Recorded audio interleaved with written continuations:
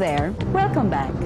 In the first part of this episode, we looked at some instances of the absence of congruence between teaching and testing.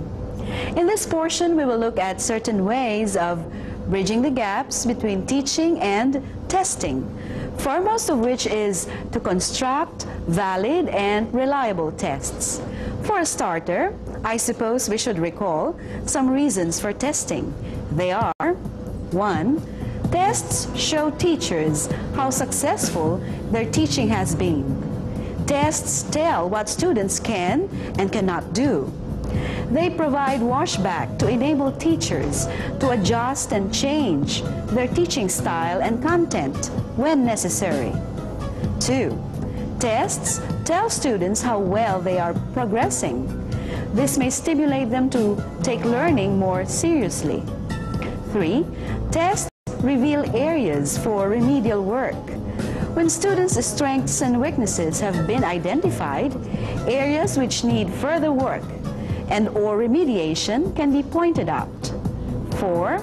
Tests help evaluate the effectiveness of the program, instructional materials, and methods.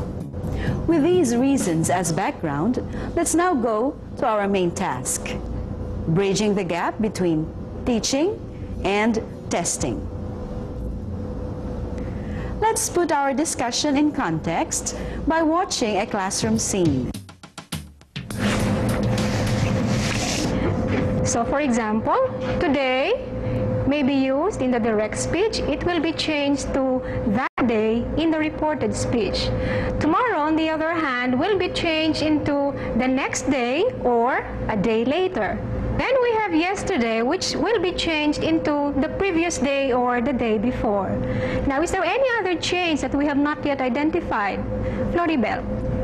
There is a shift in demonstratives from this to that. Correct? Like in he said this would be terrible, it becomes he said that would be terrible.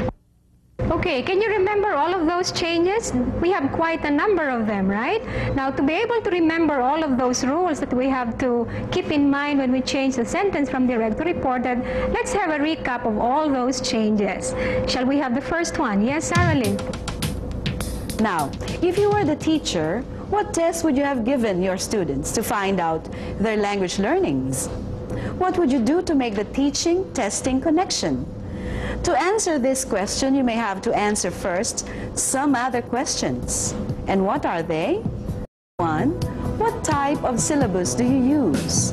Structural, task-based, skill-based, communicative, content-based? 2. What language skill are you focusing on? Listening, speaking, reading, or writing? What language element? Grammar, vocabulary, pronunciation? 3. What is your specific instructional objective? And 4. What's your lesson content or subject matter? Now, why do you have to answer these questions first? Well, in terms of the syllabus type dictates the testing approach you will have to use. For example, structural tests are used with structural syllabi. Skill-based tests are used with skill-based syllabi. Communicative tests are used with communicative syllabi. Content-based tests are used with content-based syllabi. How about the language skill focus? Why is it necessary that the skill being focused on be identified? It's this. The skill being focused on determines the test's format. That is the stimulus type and the response type. To make things clearer, let's look at this chart. This chart reminds us that in a listening test, it is obligatory that the stimulus be presented orally. In a speaking test, the response must be oral. In a reading test, the stimulus must be written, that is, in print. In a writing test, the response must be written. The stimulus for speaking and writing and the response for listening and reading can be either oral, written, nonverbal, or combinations of these. In other words, In a listening test, the examinees listen. In a speaking test, the examinees speak. In a reading test, the examinees read. And in a writing test, the examinees write. If the examinees do something else, the test would not be valid. It would not measure what it is supposed to measure. Now, let's move on to the third question. What's your instructional objective? In many instances, the instructional objectives are provided in the teacher's guides, manuals, or course books. At other times, however, the teacher formulates them herself.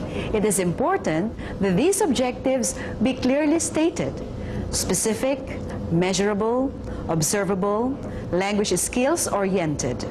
Why? The teaching objectives are also the testing objectives. So, for example, the teaching objective is note important details in a text listened to. This objective is also the testing objective. Now, for the last question, what is the content of your lesson? The content of a lesson can be viewed in different ways, oftentimes depending on the syllabus type. For example, in a structural syllabus, grammar structures form the content. In a functional syllabus, language functions. In a task-based syllabus, language tasks. In a skill-based syllabus, skills. Content is also oftentimes viewed as the text or texts used as a springboard for developing the language skills. Hence, content can be dialogues, stories, songs, poems, plays, essays, and the like, or even sentences, phrases, or words. Now, the syllabus type, language skills and elements, instructional objectives and content, taken together, influence the decisions you have to make in the test development process. What language skill or skills to test? What element or elements? What testing objectives? The test format. The test type, discrete point, integrative, or communicative. The content or stimulus.